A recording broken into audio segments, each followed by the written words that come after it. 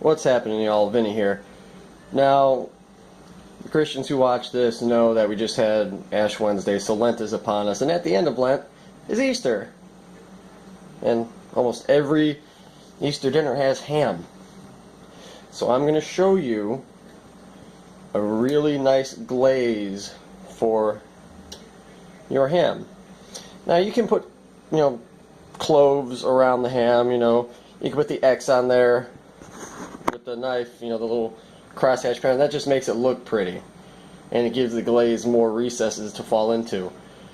I don't do it because it all looks the same coming out, But we're gonna start working on the glaze first, and then I'll start cooking the ham while the glaze is doing its thing. So what we're gonna do is, in a medium saucepan, you're gonna put 3 cups of brown sugar. This is 3 tablespoons of apple cider vinegar. You're going to take a half cup of mustard. Oh boy. And then, the most important part, a cup and a half of Dr. Pepper, which is 1 can, but I have 2 liters of it, so.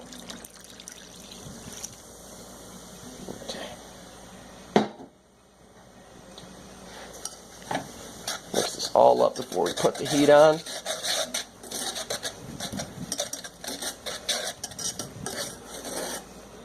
Okay. Now what we're going to do is have this on low heat, because you've all seen those videos what happens when you boil Coke. Well, we're not trying to boil this, we're just trying to heat it up and thicken it and let it darken. You can use Dr. Pepper or Pepsi, or probably root beer might even work. I need to try that. But don't use diet. We're here for the sugars for caramelization. If you buy diet, it's not going to work. So now we're going to move on to the ham part. First off, you're going to preheat your oven to 325 degrees. You're going to cook your ham. I put foil down here because cleanup is a lot easier with a glaze caking everything up. What you're going to do is just place in the pan like that. If you want to do your cloves, put your cloves on there. Cover it with foil. Okay, put it in the pan, put it in the oven. See where the rack is? Just so there's clearance on the top.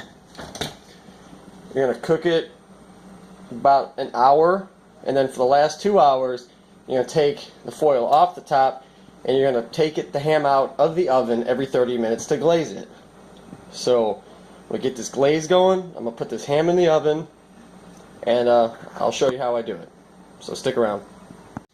Alright, as you can see, the glaze is coming along.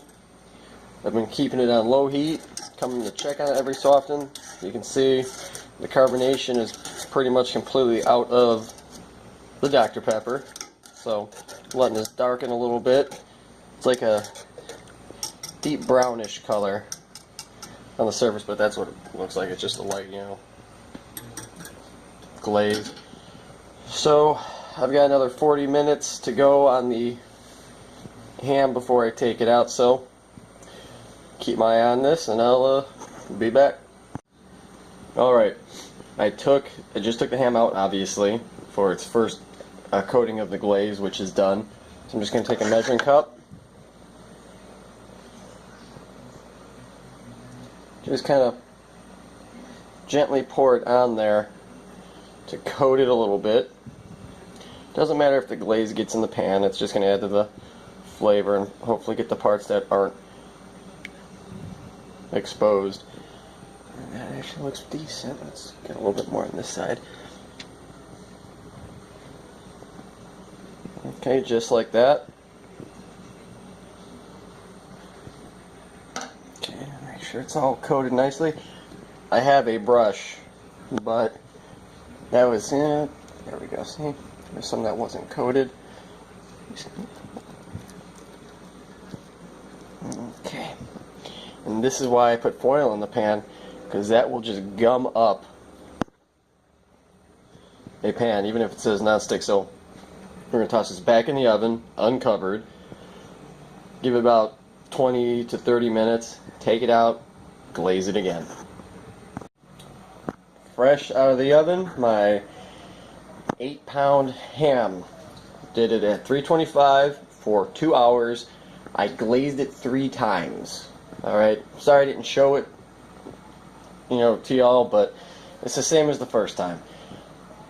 Every 15 minutes.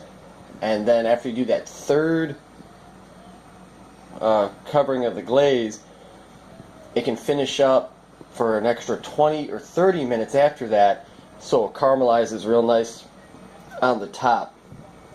What I'm going to do is let this rest for a few minutes so it slices and doesn't shred. And I'm definitely going to show you all that, so be back in a few minutes. Alright, before I forget, unfortunately I don't have my camera lady here, so I can't show you, firsthand and do it on camera. The way to cut a ham, if you ever bought a spiral ham, the exact same way. You're going to take your butcher knife or your electric knife and cut like this, down. Now what you could do to make it easier on yourself is, cut out the actual sections right here, like that. Cutting around the bone and all that to make it easier. Or you can just cut and just get the meat off of the ham. I put it in this dish so I can let the drippings come out of it. That way I don't slop up my counter too much. And obviously the carving fork is being used to hold the ham in place. But yeah, this way. Slice, slice, slice, slice, slice. You can probably go this way too to get the other leftover stuff, because on here, see, bone. You got the bone there, you got the bone going all around here. I usually give this to my dogs, but I think I'm gonna make some ham bone soup. Yeah, that'll be good. What do you think, Chelsea? Would you like some ham bone soup?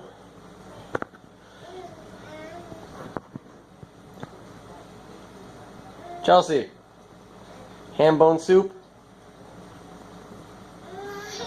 Okay, ham bone soup it is. She's eating crackers.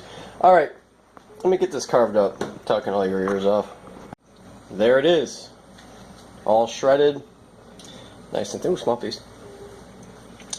That was good. I like it. Got that saltiness you expect with ham. Got that little bit of sweetness from the glaze. My daughter eating a chicken nugget. And my son who gave it to her says he didn't give it to her. That's okay. He's doing okay with it, so I'll let her have it. But easy to do. Still carving up the meat. I'm close to the bone, so now we're just getting all the funky pieces. And yeah, please like, subscribe, and comment. Thanks for watching.